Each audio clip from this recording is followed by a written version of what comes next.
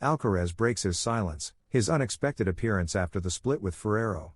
Spanish tennis is living a moment of uncertainty following the announcement of the separation between Carlos Alcaraz and his coach, Juan Carlos Ferrero. This news has raised many questions both on and off the courts, and fans are eagerly waiting to learn the young tennis phenomenon's stance as he enters this new stage. Alcaraz's first public appearance after the news. After the announcement that shook the sports press, Carlos Alcaraz decided to break his silence with an unexpected and warm public appearance.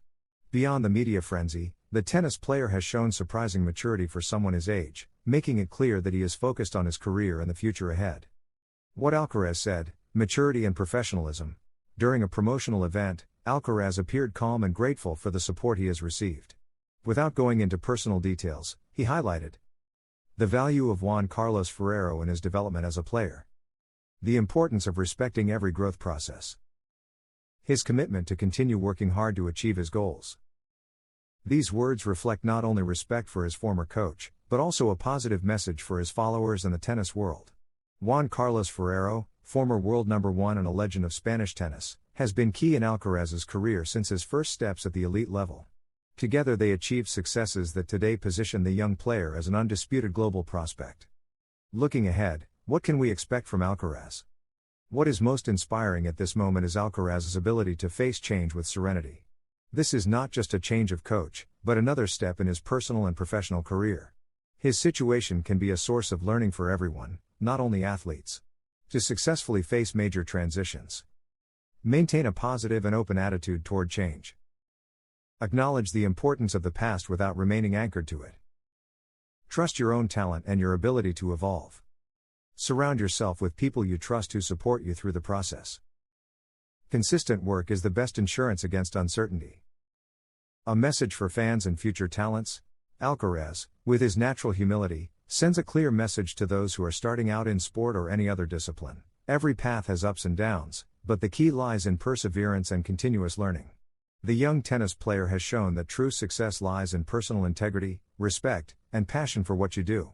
This mindset is what builds legends and inspires hundreds of thousands both in Spain and beyond. The split between Carlos Alcaraz and Juan Carlos Ferrero should not be seen as an ending, but as a new beginning. Alcaraz's first public appearance after this news shows us a strong athlete, grounded, and with his eyes set on even greater goals. Spain continues to count on a talent who not only shines on the court, but also teaches through his attitude how to face change with courage and hope. More than just news, this stage is an invitation to believe in the ability to reinvent oneself in order to achieve success. The shocking message from Alcaraz's new coach that has surprised everyone has been leaked. Samuel Lopez, the coach who replaces Juan Carlos Ferrero, has spoken out for the first time on social media after unexpected news in the world of tennis. It is one of the stories of the year in tennis. Carlos Alcaraz and Juan Carlos Ferrero will no longer work together. His new coach is Samuel Lopez. He has already published his first message on social media. First week of preseason completed. After passing the medical checkup, we got started with good feelings, lots of work, and commitment. We continue training with enthusiasm, ambition, and unity, focused on growing day by day and continuing to make history in this sport. Alcaraz and Lopez are already working together to prepare for the first objective of the season, the Australian Open. That is the only Grand Slam the player from Murcia has not yet won. And he wants to do it alongside Samuel Lopez. His first message is no coincidence. He speaks of enthusiasm, ambition, and unity, key factors in becoming champions again. During a conversation with El Larguero, cited by Cadena Ser, Toni Nadal highlighted the logic of power and independence that distinguishes the relationship between coaches and professional players as the athlete matures. He suggested that even in separations as high profile as that of Carlos Alcaraz and Juan Carlos Ferrero, decisive issues are usually contractual or personal, regardless of sporting results.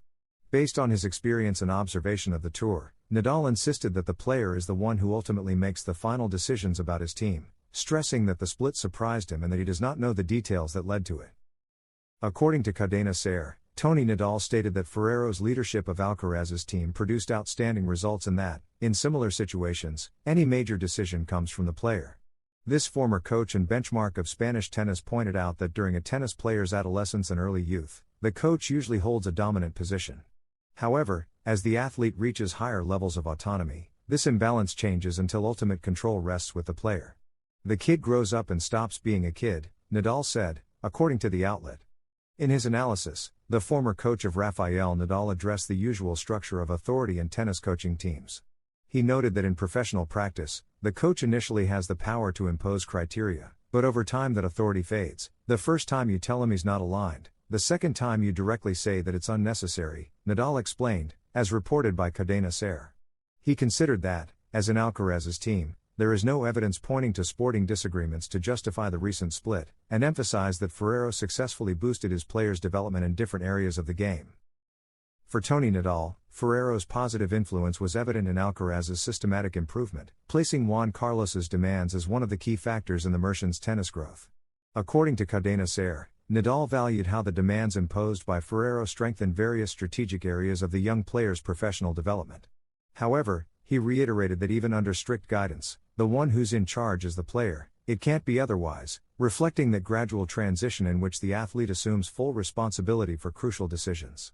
Nadal also described how he managed this transition in the case of his nephew and protégé, Rafael Nadal. In the interview, he mentioned that he applied strict discipline during Rafael's adolescence but decided to relinquish control when he turned 18. Quoted by Cadena Ser, he said, "From the age of 18, I told him to do whatever he wanted," clarifying that he limited his involvement to work and attitude on court, while considering off-court choices to be the player's responsibility. If he wanted to go out or not, that was his problem. On court, I helped Rafael; off court, it was his decision.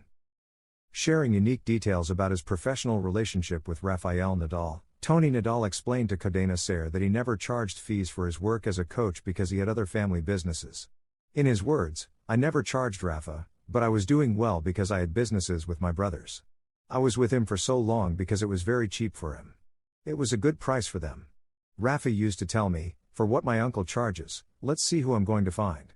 This arrangement, besides being unique, facilitated a long collaboration in which trust and mutual understanding played an essential role. During the conversation cited by Cadena Ser, Toni Nadal also addressed the natural tensions that arise in the coach-athlete dynamic. He argued that working with elite athletes involves constantly negotiating the area of influence and intervention. Either you're in the hands of the player and don't say what you think, or you set a line of demands. According to the coach, this tension between autonomy and direction shapes the usual landscape of high-performance teams. Regarding the end of the professional relationship between Alcaraz and Ferrero, Nadal emphasized his surprise, admitting that he does not know the specific reasons for the split. After years observing the elite of the sport, he maintained that this type of breakup usually responds to contractual agreements or personal concerns rather than disagreements related to on-court performance. In his testimony published by Cadena Ser, he reiterated that the loss of absolute control by the coach occurs as the young athlete develops judgment and independence, which eventually leads to changes within the support team. The process experienced by the team of Carlos Alcaraz and Juan Carlos Ferrero exemplifies, according to the Spanish coach, that transition in which the athlete seeks and assumes greater decision-making power over his career and professional environment. Through his statements collected by Cadena Ser, Toni Nadal thus provided insight into the challenges faced by coaches and tennis players in managing careers marked by excellence, constant pressure, and the need to balance demands with freedom of choice. Cobolli's confessions after training with Alcaraz. The Italian is a regular presence in Carlitos' pre-seasons.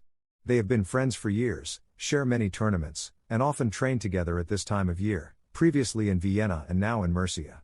The reasons for the Italian's trips, beyond personal ones, also lie in the many benefits he gains for his game. As he confirmed in an interview with the Italian press, 2 hours of training with him feel like 20 minutes. When you train with any other player, it feels like 2 hours. And obviously, he gives me many important pieces of advice, and even if he didn't, I learn. In addition, the videos that have been released show very good chemistry between them, having fun and enjoying themselves on and off the court. That said, for now they are rivals, although the 21 places that separate them in the rankings mean they are not direct competitors. It remains to be seen whether, as expected, Cobolli continues to improve and becomes a fierce rival of Carlitos while remaining so close. The best year of his life. And he wants more. Cobolli has grown enormously in 2025, moving from fighting to be among the top 50 to brushing the top 20. Beyond the numbers, he has established himself as one of the most reliable players in the world. The high level he showed this season confirms that his development is on the right track, and while it is not as explosive as Alcaraz's, it is progressing at its own pace.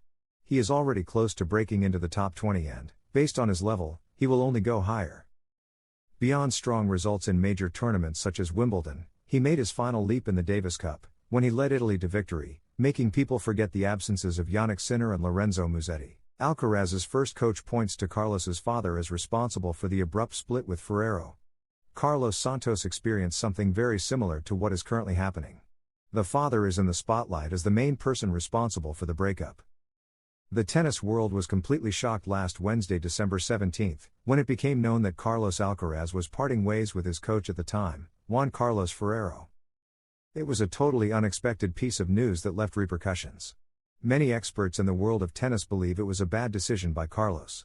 Ferrero himself made it clear that he would have liked to continue. Once the bombshell of this unexpected tennis divorce came to light, speculation began. There was talk of personal wear and tear in the partnership, and also of economic disagreements when it came to signing Juan Carlos's new contract for 2026. Now, a new reason appears on the horizon: the figure of Alcaraz's father.